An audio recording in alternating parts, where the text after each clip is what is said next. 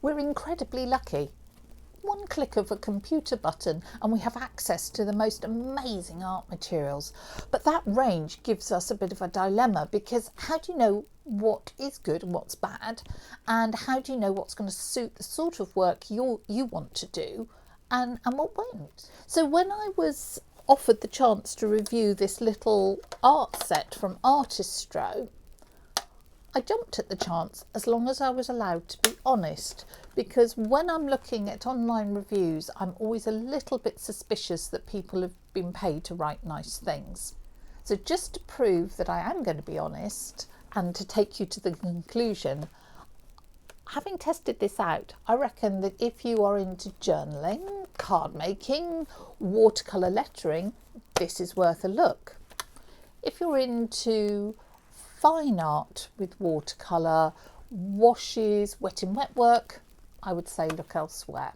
My name is Liz Chatterton. I'm a watercolour artist based in Berkshire, and every week I bring you a tip, trick or technique that I wish I'd known about ages ago.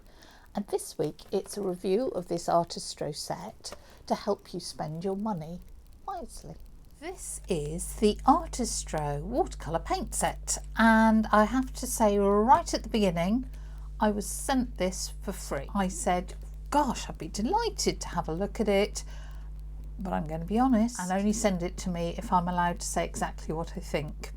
And they said yes.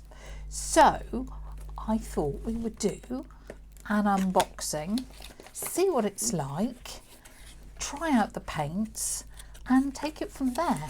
It says, I should say, that there are 48 colours, 40 standard, 4 fluorescent, 4 metallics, 10 pieces of watercolour paper, an eraser sponge, brush, pencil and an exclusive water brush pen.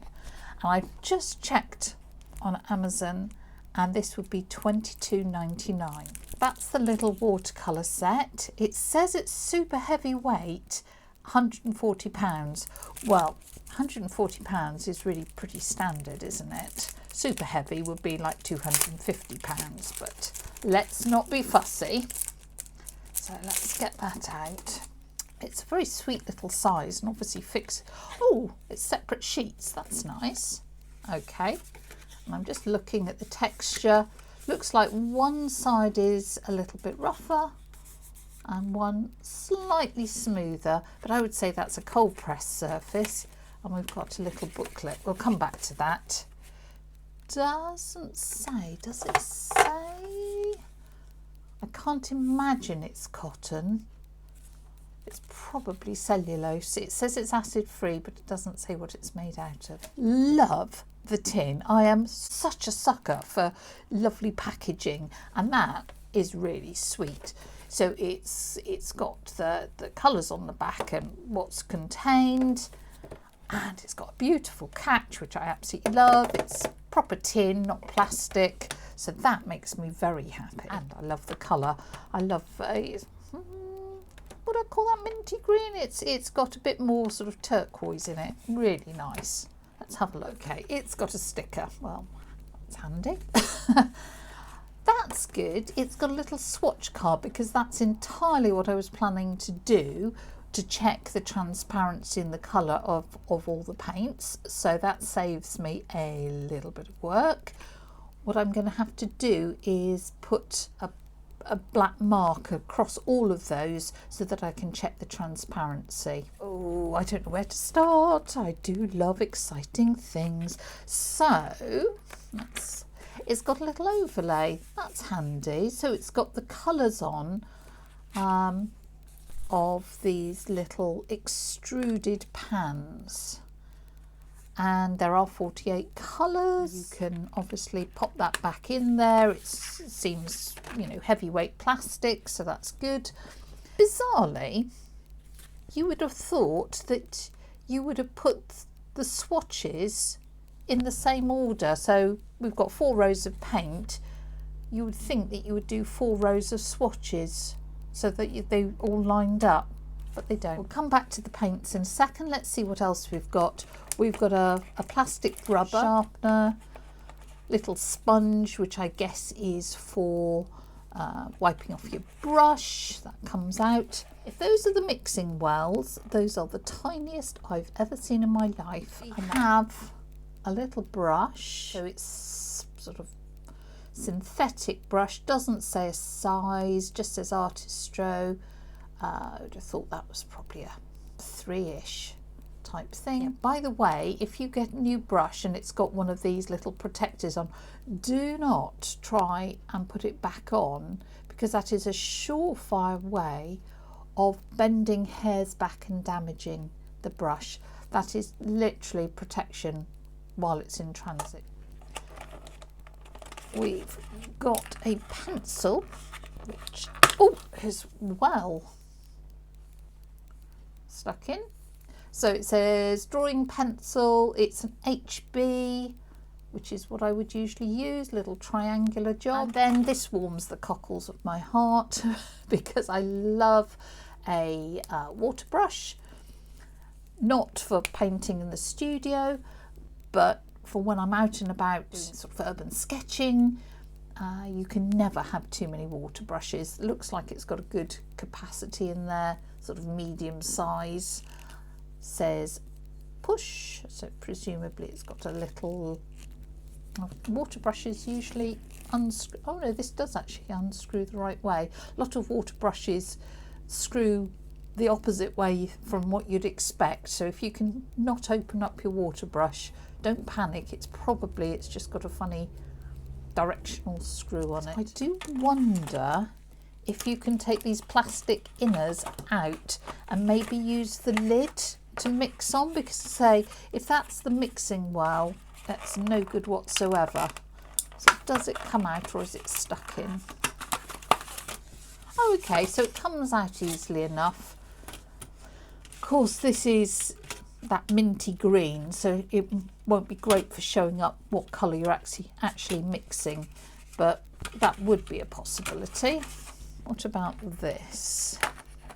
Blowed if I can get that out. Let's lever it out. Okay, so yeah, that's fine. They're all stuck in there. Looks like they're literally glued in. You can see little dots of glue. They're about half pans. They seem to be fairly well stuck. If you want to just look at how big the paint is. So they're not the biggest in the world, but that's what they are. They look like nice colours, but looks can be utterly deceiving. So what we need to do is swatch them out and see how transparent they are, and then maybe get them onto some paper and see how well they actually flow. What I've done is just use a waterproof fine liner pen to put a dark line through all those little swatches, because then what we're looking for is to see whether the colour shows up over that dark line. If it does, it means it's an opaque colour. If it doesn't, it means it's transparent. And it's important to know that, because if you're layering colours and want to mix your colours that way, you want them to be transparent. If you're doing line and wash work, you don't want it to obscure all your lines, so you know it's a good thing to know. I'm just going to spray that box, because then the water can start to absorb into the paint and it should make it easier to release. I might as well use this little brush that they provided, so I'm rinsing it off, and that gets rid of the gum arabic that was keeping it in shape. The colour that I never ever use, Chinese white. As we'd expect, a really opaque colour. So next we've got lemon yellow. Don't worry, I'm not going to make you sit and watch me do all these, but I just want to show you how I would do it. And again, you can see that the colour really obscures that black line, but that's exactly what I would expect with lemon yellow. Now they call this deep yellow. It looks a little more orangey than a cadmium yellow. I guess it's as close to as cadmium yellow as they've got in here, and they're calling that deep yellow. I am slightly concerned because there is no information whatsoever here about light fastness, and I would usually expect to know whether things are going to be light fast or whether they're going to fade. For example, fluorescents I would expect to be very fugitive so that they will fade in UV light. So that was Flesh, which is, again, we're all very opaque at the moment. What do they call this? Orange. Well, that's helpful. Maybe it's, again, a cadmium orange. Nice bright colours so far. The colours are looking good. Ah, I've just done that wrong. Have I missed something out? Yes. I went Flesh and I missed out Gamboge and went straight to orange. That is one of the reasons why, if this card was laid out in the same way as that, life would be a lot simpler.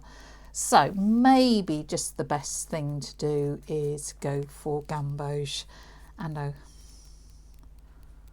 so that is again a very orangey version.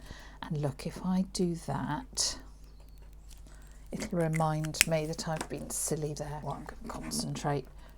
Brilliant red, which I guess is quite close to a cadmium red. And again, pretty opaque. Now this is where I would expect it to start getting a little bit more transparent. We've got a scarlet here. Ooh, but no, that is again opaque. Vermilion, so we're getting onto the cooler reds, and by cooler all I mean is that they go more to the bluey end of red rather than the fiery orange end of red. Permanent red, which looks to be a bit like alizarin and presumably is permanent because that's what it's called. Okay, and now I'm coming to the orangey red. Orange red, okay. Oh yes. Oh, that's quite nice. It's a bit like a burnt sienna. And then to magenta. And I would expect magenta to be pretty transparent. And yeah, that looks pretty good. Okay, let me carry on with the rest of this. And then we'll review where we're at, because you can't really tell until it's dried.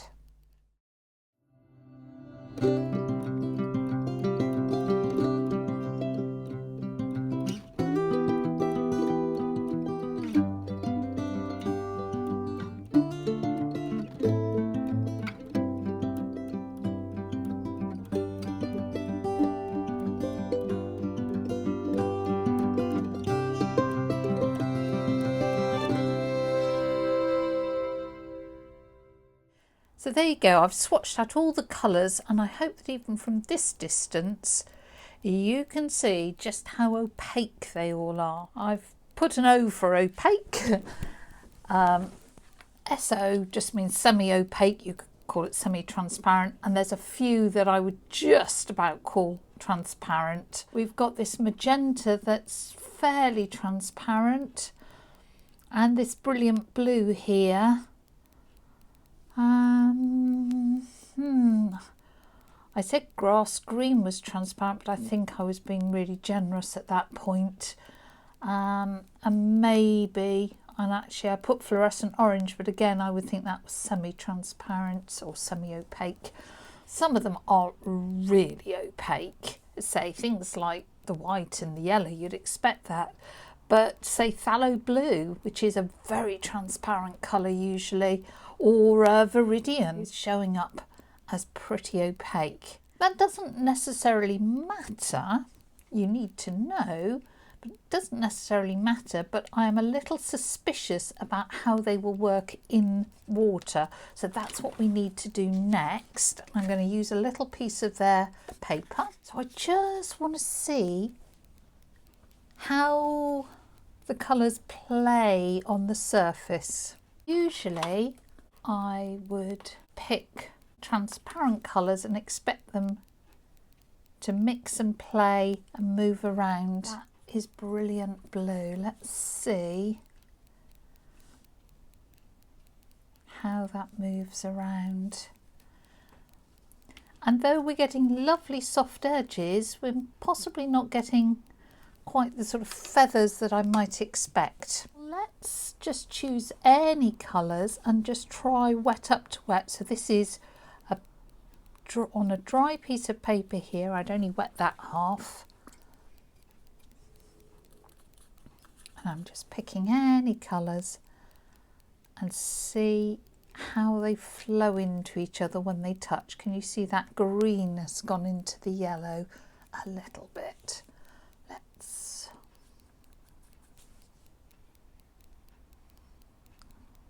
That's very chalky, isn't it? So we keep them separate, but then if we just let them touch, what happens is my question. I'm just getting to see where some of these colours are.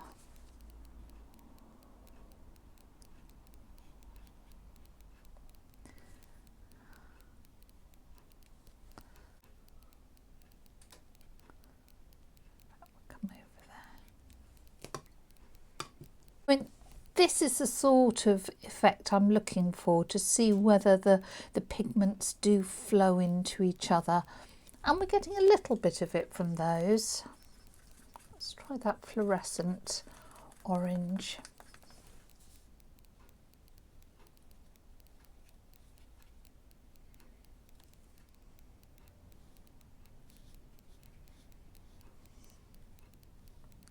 That's the Payne's grey, and the orange is pushing through as I would expect it to. Okay, so they don't really flow in the way that I would expect them to. We have got some nice, very soft transitions, and I can see they're almost sort of starting to granulate a bit there. But I'm not getting the push and pull of the colours that I would expect. I mean, that orange has done some nice things there, and that pink is pushing off, but say this fluorescent is just sort of sitting there. The green is just, they're not that lively on the surface, but they are student quality paint, so perhaps we wouldn't expect it to be that lively.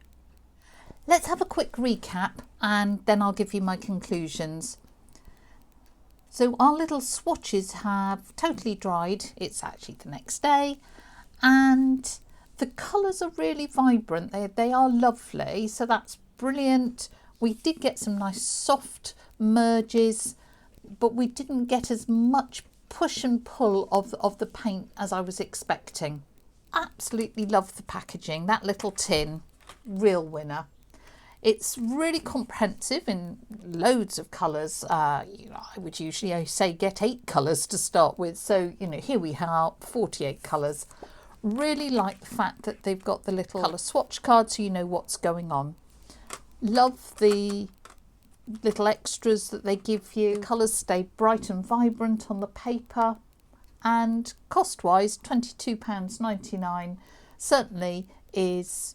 it's a good price, and if you compare that with, say, something like Cotman, it's cheaper than you would get for a similar set. So all that is really positive. However, there are some downsides. The colours are incredibly opaque, which makes me think that they've got a lot of filler in. And even though they do stay bright on the surface here, they haven't got that liveliness. The chalk in them sort of really weighs them down, to be honest.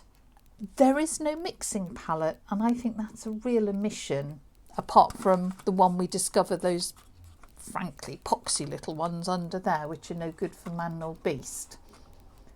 There's no information about the light fastness of any of these colours, which makes it hard if you're doing artwork as opposed to making cards or craft work or something.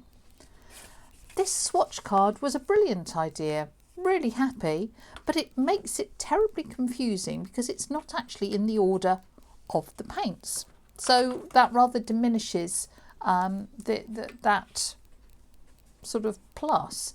If I was using this paint set, I would do another swatch card on one of the little pieces of paper in the order that they're laid out, and that would make life a lot easier. There are a couple of colours missing. Given there are 48, you'd think they'd covered all bases. But the two that I would really have liked to have seen in here would have been a raw sienna and a yellow ochre. So they're the gungy end of yellow, if you like to think about it. They've put in burnt sienna, burnt umber and raw umber, lovely earth colours, but as I say, no raw sienna, no yellow ochre, and those are good useful colours to have in your palette. So my conclusion is that if you are wanting to paint wet in wet and all those classic watercolour techniques, this isn't going to be a great set for you.